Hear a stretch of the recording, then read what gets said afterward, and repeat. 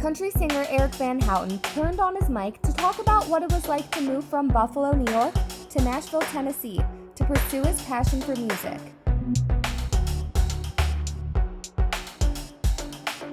When did you start singing? How old were you? My whole dad's side of the family, would play at family parties and stuff like that. So it was kind of something where I always wanted to be a part of that, but I didn't know how to play guitar or anything. So I would just kind of mumble my way through songs while everybody else was singing and stuff. And I didn't start teaching myself to play guitar until I was about 11. Okay. And just kind of took it from there and really just focused on the guitar first. Never even thought that I would be singing or anything like that. Did you always know you wanted to sing country music? No, not at all. It definitely started from, the late 90s, early 2000s stuff with like the Voodoo Dolls and Matchbox 20 and the Third Eye Blind stuff, all those bands. And I was kind of singing and playing stuff a little bit down that vein. When did you start playing at venues in Buffalo? How old were you? And then how did that take off from there? My first show, I was turning 14. Wow. And we played one of those like shows where there's like 25 bands on the bill. And we were trying to sound so much like the Goo Goo Dolls or like Matchbox 20 or anything like that, like I was saying earlier. And we played like 5 original songs, and there was like 500 people in the room. And I think everything that could have went wrong went wrong. Like I broke a string, my guitar strap fell off, my guitar fell off my back. It was brutal. And I think from there on, I was like, I'm hooked. I like it. Who's one musician that you would love to work with? Keith Urban, easy. Yeah. Why? He's the man. I first heard his stuff when I was playing shows back home in Buffalo, and I didn't know any country music, and this older couple asked me to play a couple of country songs, and I had no idea. And I told them that if they came back next week that I would have at least a couple down. And I went back home to my mom's, and I'm like sifting through all the records, and his popped out because it was the only one that wasn't wearing a cowboy hat, and his shirt wasn't tucked in. So I was like, okay, I can get down with this. And that whole record, it was the Golden Road record.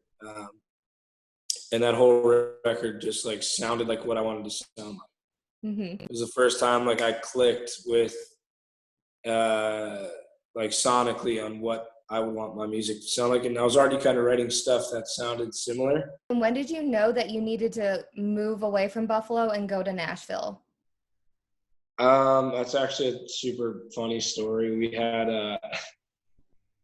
we played a show at the Ryman Auditorium, and which is like the mother church of country music for anybody that might not know.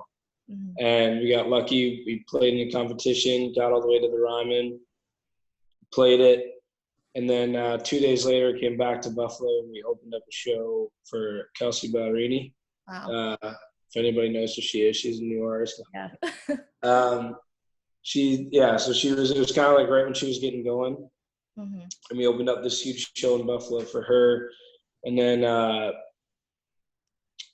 we were actually all upstairs after the show hanging out, and a couple of her label people were there, all the radio people were there. And I'll never forget it.